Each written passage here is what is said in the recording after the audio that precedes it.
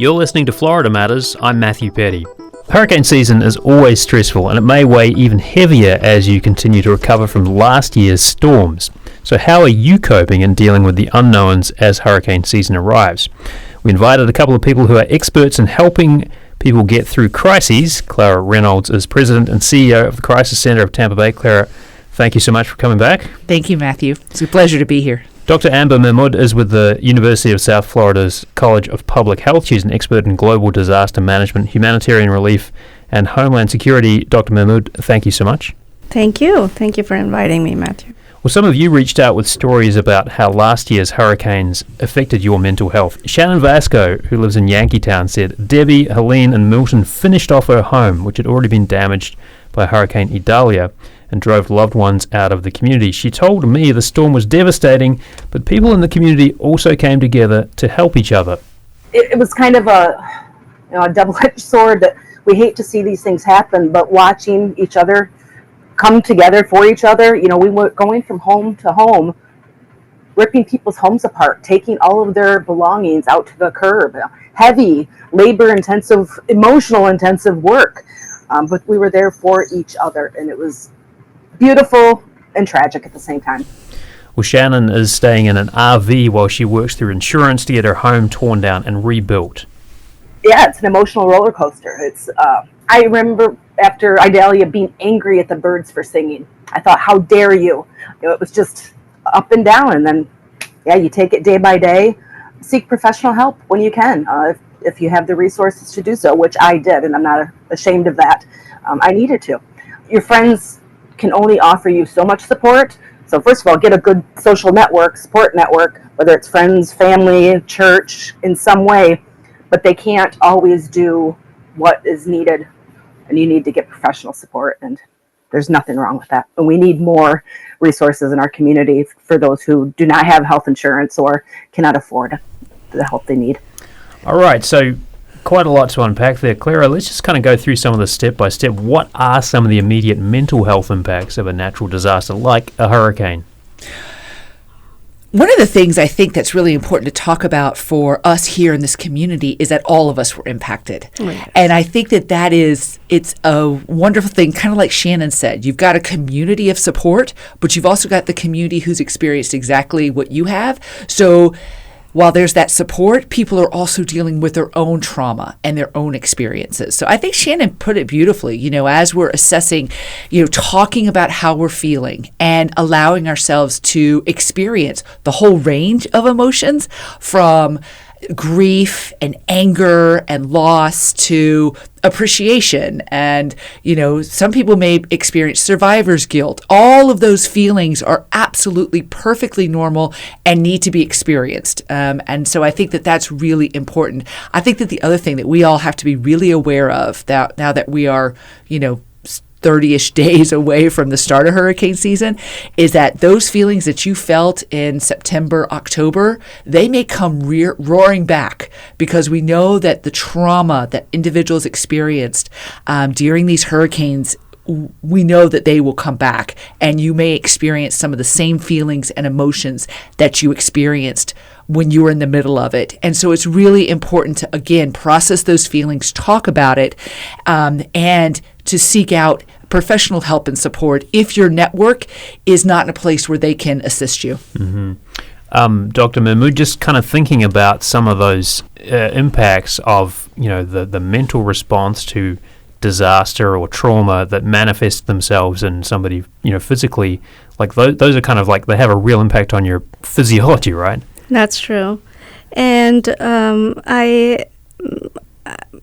of the things that I sort of tell people, that when you are in the thick of it, you sometimes don't feel, that you are stressed, mm-hmm. or you are overwhelmed, because you are under an adrenaline rush. And when it goes down, that's when you start feeling things. Mm-hmm. That's when you start feeling grief and depression and sense of loss or loneliness. And I think most people and, most resources focus on the response phase, whereas, a lot of people need the mental health services and response during the recovery phase as well, and sometimes for prolonged period of time. So like Clara said, that, it can be a sense of, stress, anxiety, and physical signs of anxiety, including, sleeplessness, loss of, concentration, or not able to eat properly, or heart racing. These are all signs that you are impacted, and you might be attributing it to just physical fatigue, whereas this is the manifestation of a mental, mental stress going on and manifesting as physical signs and symptoms. Clara, what is it specifically about a disaster that hits home, like affects where you live, that can have more of an impact on someone and affect their mental health specifically? I really think, Matthew, that when we think about disasters, particularly something like a hurricane, fire, where your home is impacted, that's really so disturbing for folks. Most people consider their home their sanctuary, the place where they can just be themselves. It is where their most prized possessions are. It's where their family is. Some of their best memories are there. And so when somebody loses that, symbol, if you will, of stability, that can be really unsettling mentally. Plus the fact that our biggest investments usually are our homes or where we're living, even if we're renting. That is often the biggest impact on your budget. So now you are faced with a situation, not only have you lost this comfort place, this place that is who you are and that represents you and your safety and your security in most cases, you're also faced with the economic burden of where the heck am I going to live? How am I going to repair? Or in Shannon's case, she's trying to repair as she's living outside of her home. So all of those economic stressors on top of just the emotional impact that can have, it's like a double whammy. And I think it hits much more significantly because, again, it impacted all of us through this hurricane, these natural disasters. Yeah. Amber, there is a lot of emphasis on practical things after a disaster, right? Like getting your house fixed, roads and sewers back up and running, getting power back on. That's a huge kind of thing in the immediate, hours after a storm. Where does mental health fit into all of this? And when people kind of think about disaster recovery, how much are they thinking about how to make sure people are sort of mentally supported as well as, physically supported?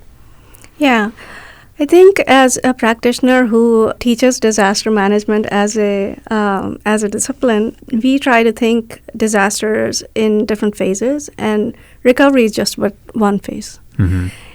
So we start from from the time when people prepare, and that's where even the mental health preparedness begins. So most of the time, we have noticed that people who start to think about how would they prepare, how would they get their support or the resources they require, they are more likely to suffer less in terms of mental health effects afterwards than those who sort of delayed until the last moment and then panic. So I would say that mental health support and mental health preparedness has, its place in all phases of disaster. And if we start doing it early on, like, self-care, preparedness, emergency planning, creating your support network ahead of time, thinking about where would I go if something happens to my house, or, who would take care of my, belongings while I evacuate. Where do I, put my prized assets, if this area is going to be under stress. And these are the things that have a positive impact on your mental health.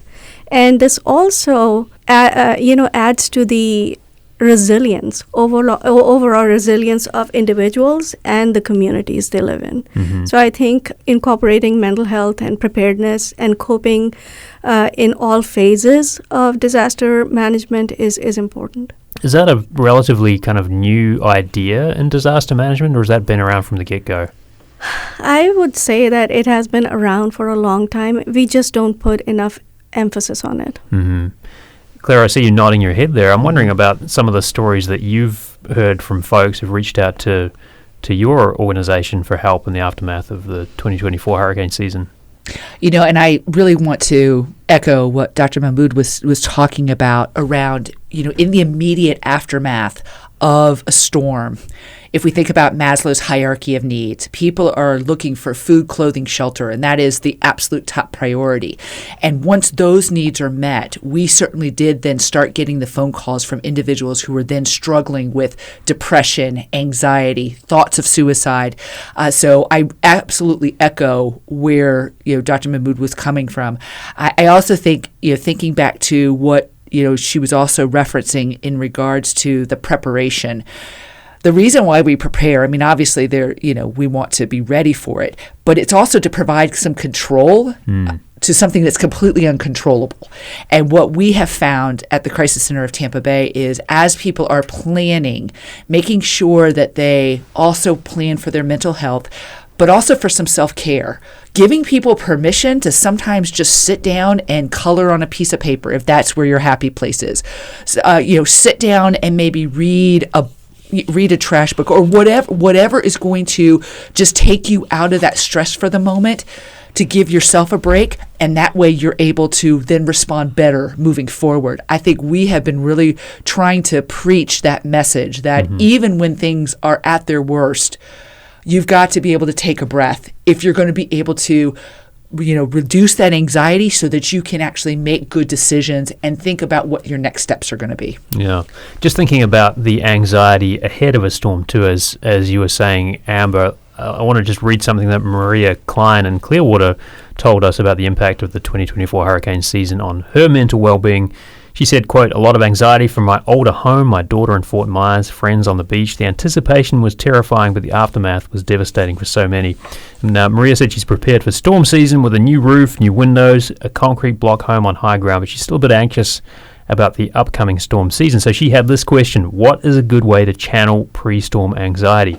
So, Clara, what do you say? What's a good way to kind of get a handle on that pre-storm anxiety? Yeah, that was a wonderful question. Some of it is recognizing that you can only control what you can control. And if you can take that anxiety and channel it into things that you can do to prepare, right? So maybe that anxiety is around where you're going to go. Okay, make a plan. Make a plan of preparation where you're going to go, because that will help to eliminate that anxiety. If you know what you're going to do, you're not anxious about it. So really trying to spend some time and understand what is it that you're anxious about. And if it's something that you absolutely can't control, if it's flooding, if it's storm surge, if it's wind damage, you have no control over those things, and recognize, in Maria's case, she has done everything possible. She's got a new roof. She's got new windows. She has done as much mitigation as possible. Maybe she decides to put up some, panels over her windows. Anything that she can do will help to alleviate some of that anxiety. But, when push comes to shove, when that storm is barreling down, you almost have to let go because you aren't in control. Take care in that preparation and do everything that you can possibly think of to address the reasons why you're anxious. And then you just have to experience it and then be ready for the aftermath, be ready with your plan of what you're going to do moving forward. There's also, and this came through from quite a few folks who reached out to us, it's not just anxiety for yourself, but it's also your family and friends, right? And that can be a little hard to manage. Absolutely. And, and certainly helping your family members and your friends get prepared and get ready, but also recognize you can't control what other people are going to do. If you've got that family member that's like, heck or high water, I am not leaving my house, then you just have to hope for them and, again, be hopeful that they're going to be okay. But there is nothing that you can do that's going to change their mind once you have given them as much encouragement and support as you can. Offer them to come stay with you. Offer to take their pet if that's a barrier. Really try to reduce some of those barriers. But at the end of the day, people are going to make their own decisions, and you may not like it and you may not be comfortable with it, but you don't have any control over other people. Amber, what about that kind of notion of like how stressful it is to be trying to manage other people's safety as well? I know. I moved to Florida 4 years ago, and I had no prior, exposure to hurricane or this kind of, weather before. So the first time when I had this, Hurricane Ian in 2022, I was also very super stressed. And, one of the things that I found very useful, first of all, I had to look for information and resources. So many times, and I have spoken to so many people and got so surprised because I thought that since I'm not living here for a long time, so I don't know about the resources, but many people don't know the available resources, the nearest shelter. And these are people who've been living here for some time. Yes. And, where do you evacuate? What is your evacuation zone? Are you living in a flood zone? And when I asked these things, they were like looking at my face, and I'm like, no. These are the things that will help us. I'm one of those. I am born and raised in Tampa, and I tell you, before I came to the crisis center, I couldn't have told you if I lived in a flood zone, where my evacuation is. I think you're exactly right. Most of us have no flipping clue because we've been relying on it's not going to hit. Yes. It's not going to hit. It's not going to hit. And also they, I hear responses like, we are well prepared, but, and I'm like, what does your emergency kit look like? It's probably got a six-pack and some other things. Exactly. It's a handle of Tito's, Yes. So that gave me an impetus, actually, to work on a disaster preparedness program that is for community. Yeah. And so I think one of the things that we can do is to, stay informed, listen to the authorities, listen to what they're saying. And if they're saying that this is the time that you pay attention, you start preparing, you start evacuating, then listen to them. Yeah. I think that will save you from a lot of, aftermath of mental anxiety and physical, stress. I also want to make one more point. A study published in JAMA Network in 2022 on Florida residents found that individuals with repeated hurricane exposure have exhibited increased mental health symptoms. And I'm talking about Florida residents and not other, places, which means that there is a cumulative effect of those, hurricanes or weather events. Those people who have prior mental health issues or prior history of hurricane-related losses or injury or hours, how many hours you were exposed to hurricane-related media. Really? News. Huh. And so there's a happy medium there because you want to be informed, but this is why I wanted to make this point that listen to the people who are going to inform you about the resources and about the action steps, not just the craziness of flashy red boxes on TV all the time. That's going to stress you out.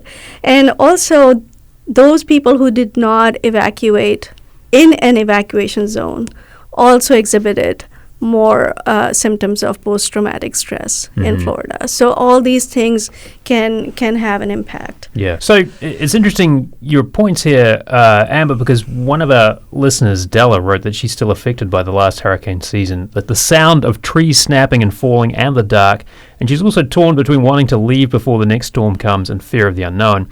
We also had this question from Bill from Largo, who writes, how can I minimize fear and anxiety and maximize confidence and hope? So, Clara, I wondered just how common it is to have lingering fears triggered by specific things that happen during a hurricane or a disaster, like, for example, the sound of a tree falling over or the power going out for extended periods of time. All of those symptoms that you just described are certainly related to trauma. Trauma is, really defined, and I'm sure Dr. Mahmood has a much better definition than me, but it's defined when something happens that you've experienced, and it's an adverse experience.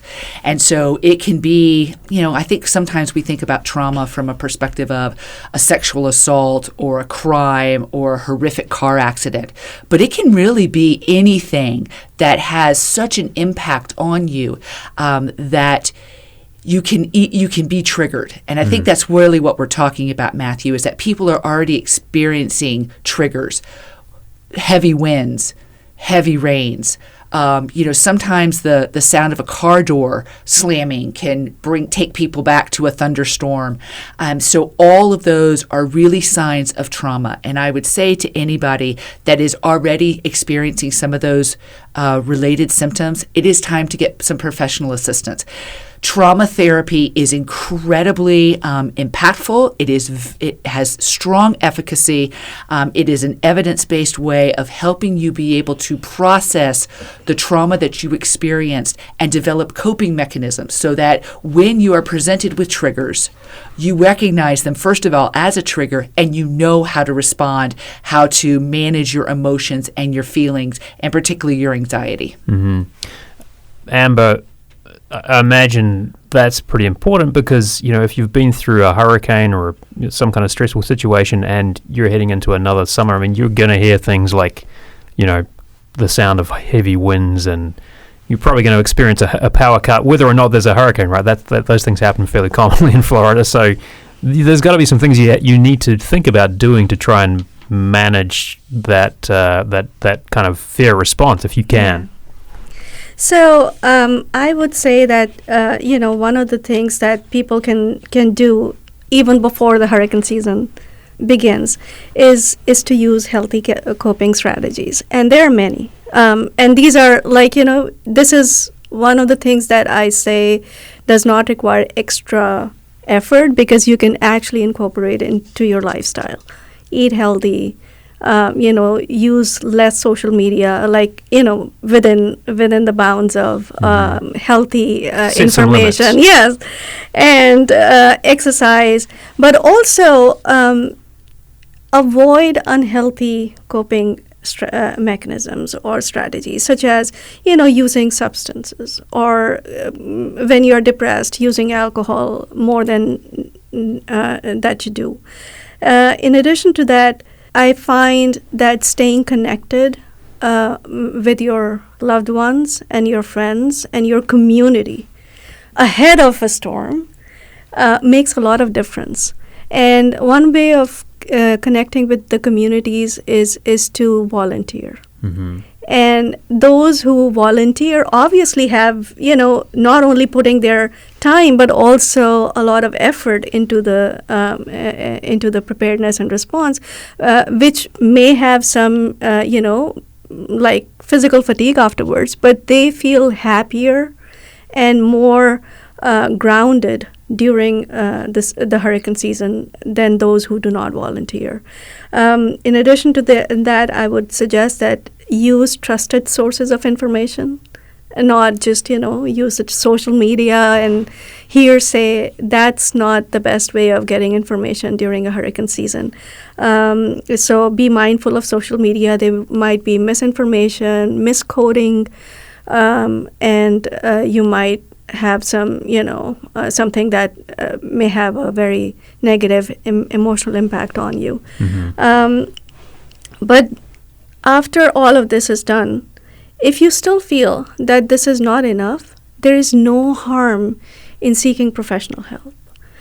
It's actually beneficial because A, there are professional help available, and B, sometimes people find it difficult to concentrate and think about what they need to do, and somebody can tell them what you need to do, what are the coping strategies that would work best for you given your circumstances. Mm-hmm. And also, it might be a chance to connect with other people like yourself. Yeah. and find a support group. So I think, finding professional help is a good idea, especially when you're suffering from survivor's guilt or a loss of loved ones or assets, etc. Mm-hmm. You're listening to Florida Matters and a conversation about the impact of hurricane season on mental health. You're hearing from Dr. Amber Mahmood with the University of South Florida College of Public Health and Clara Reynolds, President and CEO of the Crisis Center of Tampa Bay. More coming up after this.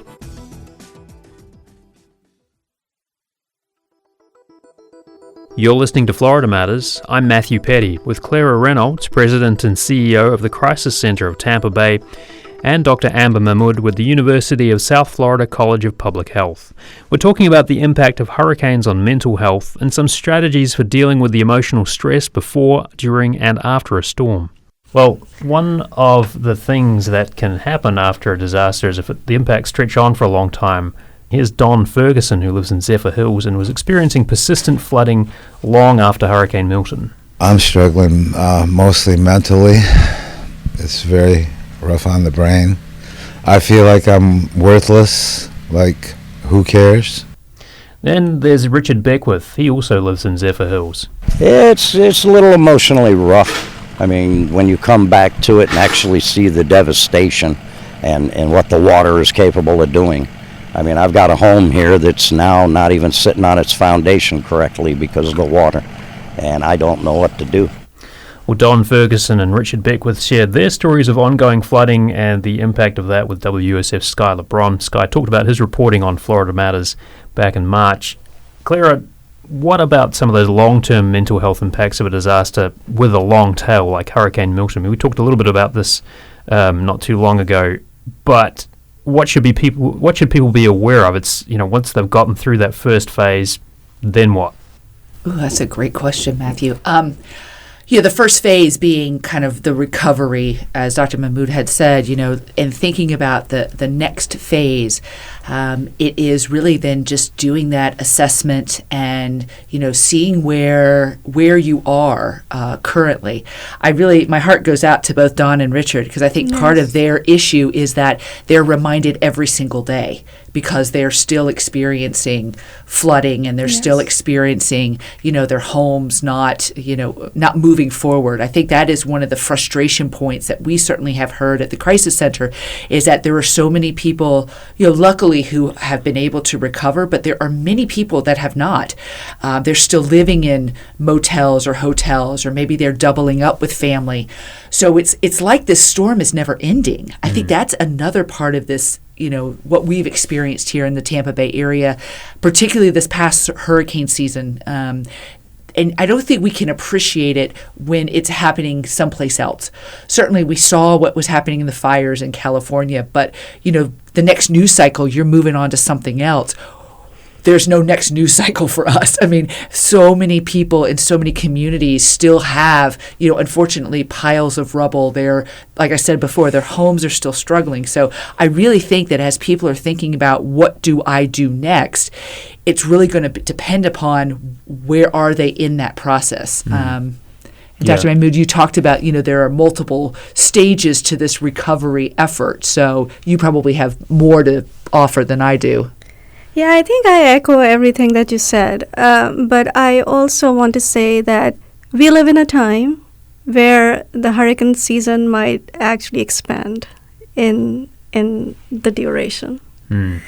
I would not be surprised if the next hurricane happens in May or, the hurricane season is officially expanded.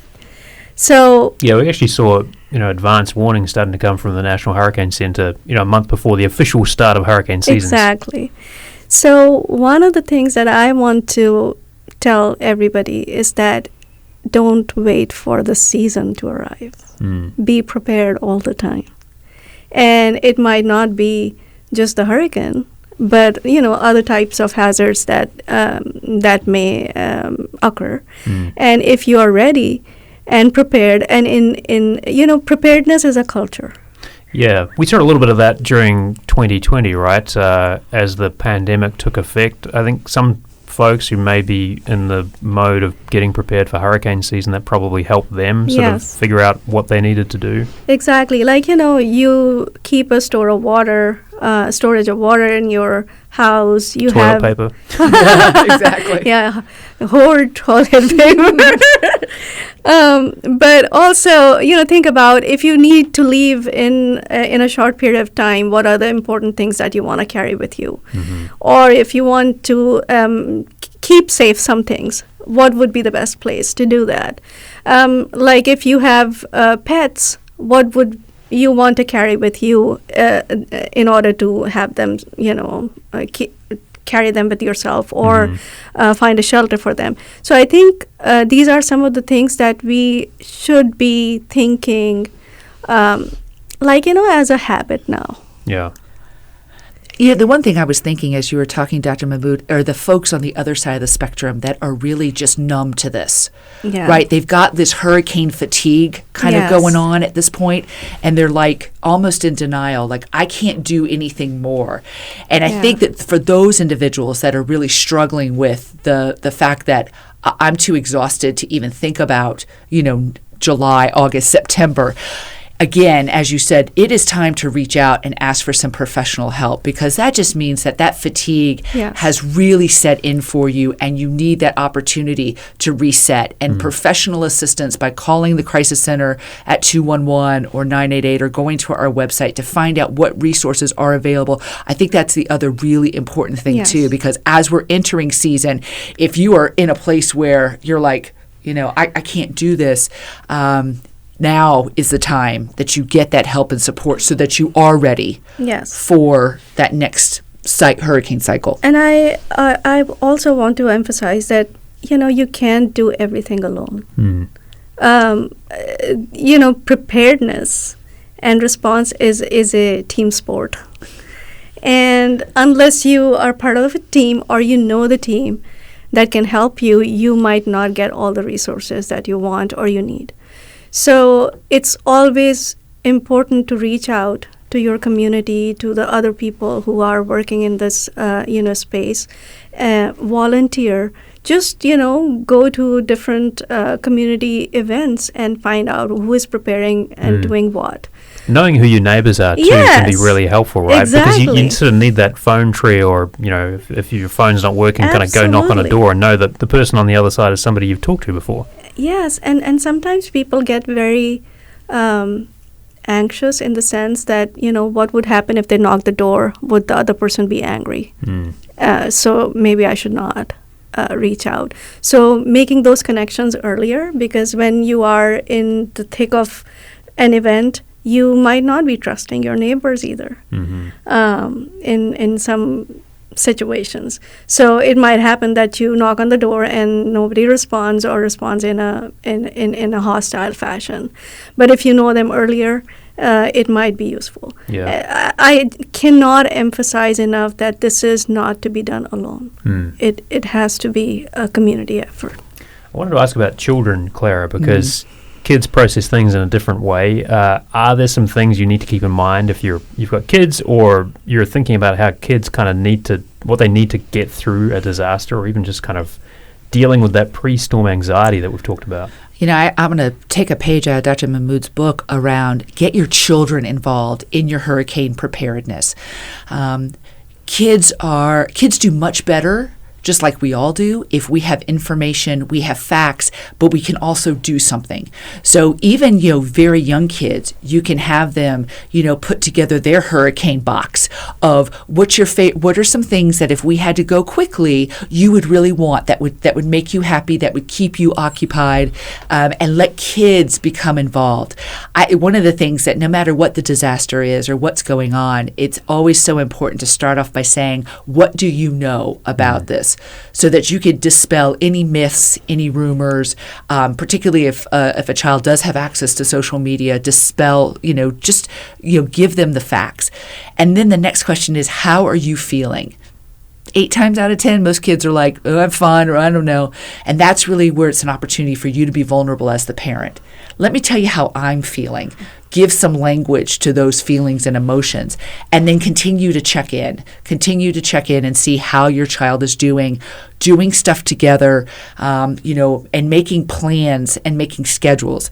One of the things we talk about a lot at the Crisis Center is that when the media consumption is becoming more agitating than educating, it's time to turn it off. And encouraging your kids to do the same thing. If they are becoming more anxious or more depressed, that's the time to remove and do something else. So make sure in your hurricane box, in your preparedness, you have things outside of electronic devices. mainly because you may not have electricity, Right. but also so that you can do something together as a family. Again, that will be some self-care, some distractions. Your kids will really appreciate feeling like they're a part of it and not separated from it. Having a routine's pretty important for kids too. I mean, that's important for adults, but Incredibly important. So, before, during, and after, making sure that you're keeping as routine as you can with bedtimes, understanding that schools may be closed. So how are you going to structure a day so a child has some consistency and, more importantly, predictability? That is something that everybody needs, is we need to know from day to day these things are going to happen, and that predictability can go a long way in helping somebody be able to heal moving forward. We do a lot of work in this concept called psychological first aid, particularly after a disaster, and it's really trying to be transparent, letting people know what is going to happen, and helping them develop their own coping mechanisms, but utilizing structure and predictability to really help to ground people even during a time of chaos. yeah. I just want to come back to Shannon for a moment. We heard from Shannon earlier in the show. Shannon's from Yankeetown. Let's just hear something from what she has to say. Give grace, not just to others, but to yourself. You're going to have days where you're an absolute mess. You're just not yourself. Other days you're going to be better. Understand that with others and yourself. Dr. Mahmood, what about that idea of kind of giving yourself a bit of space? How does that sort of fit into the continuum of practical considerations about disaster recovery, mental and physical? I think this is extremely important. And I tell you, like I said, that, when you're in the thick of it, the adrenaline rush takes over and you are just, doing things and not feeling things enough. And when you start feeling, that's when fatigue sets in. And you feel literally physically tired. It happened in last season with me too. So we had, consecutive Helene and Milton in a span of 2 weeks. And, we were preparing to pivot from classroom to online teaching. So there was a lot of work going on in that space. Also allowing students to, do things flexibly. Mm-hmm. So we were putting a lot of, policies, procedures around that. And then coming back home and preparing for myself as well. So, and then I did not evacuate. I was not in an evacuation zone, but I lost power for 5 days. So I had to move to a friend's house and, come back and forth and clean up my fridge and pantry of all the perishables, etc. So it was very much back and forth, and I was just doing things. When finally I got home after a week and settled down, that's when I was like, I cannot move from the bed. Mm-hmm. And you know what? I probably need a serious rest, and nobody should call me, or I should not be calling people, and just give myself a break and just sleep. And, you might feel like, this is a stupid idea. This is the time, just, get back to your patio and clean up and things like that. But I was like, I can't. Mm-hmm. Maybe I need some rest myself before I start doing things again. So give yourself some break and grace. You are human. Your body gets tired. You mentally get tired. And if you don't realize that and keep, pushing yourself too much, then, it may have some long-term impacts. Clara. Absolutely. I think about that, the concept of grace, particularly when we come into contact. I think about for myself, being in the gas lines. Right? I mean, after Milton, where there was no gas to be had, people were standing in lines and they were absolutely losing their marbles, and just remembering that we're all in that same boat. So can I just make somebody laugh? Can I make a toddler giggle who's crying, and mom is overwhelmed? I think it's so important for us to remember that no matter how bad my day is, probably somebody's day is much, much worse. And so giving grace to others also helps to alleviate some of your burden and some of the icky ways that you're feeling as well. So I think if we can all kind of keep that in mind, that we're all struggling together, and that if somebody cuts you off or cuts you in line, it's not personal, and that you may just have to take a deep breath and let it go, versus becoming even more anxious or emotionally charged. Mm-hmm. One piece of practical advice I remember that somebody had talked to one of our reporters in the gas line was like, make sure you've gone to the bathroom before you go out for gas, because exactly. There's no bathrooms inside. Exactly. You could be there for a few hours. Yeah, and striking up conversations sometimes can just help to, reduce some of that feelings of loneliness and anxiety and agitation. Oh my gosh, I got stuff to do. You're not going anywhere. So how can you make this as pleasurable as possible? Maybe striking up a conversation with somebody, or reading a book or something while you're waiting. Those are all important things to do. Is it a trap too to kind of think of disaster recovery as like a finite thing? Because some of these absolutely, some of these can go on for months and months, right? Oh, months, years. There are some folks that, for them, this is going to be a long haul journey, particularly if their home was over 51% damaged, and now you're talking about having to either sell your home as is or you're knocking it down. These aren't things that are going to happen quickly. This can take quite a bit of time. And again, you've got another hurricane season coming. And so, disaster, I think recovery, just from my perspective, is more of a process as opposed to a finite beginning, middle, end. End point, it's a process, not an end point. Yeah. Mm-hmm. Well, I want to thank you both so much for coming in and sharing your thoughts on this. We've been speaking with Dr. Amber Mahmood with the University of South Florida College of Public Health. Thank you so much. Thank you. And Clara Reynolds, President and CEO of the Crisis Center of Tampa Bay. Clara, thank you. Thank you so much. That's Florida Matters for this week. Our executive producer is Grayson Doctor. Engineering support from Jackson Harp. Subscribe wherever you get your podcasts and watch on YouTube. I'm Matthew Petty. Thanks for listening.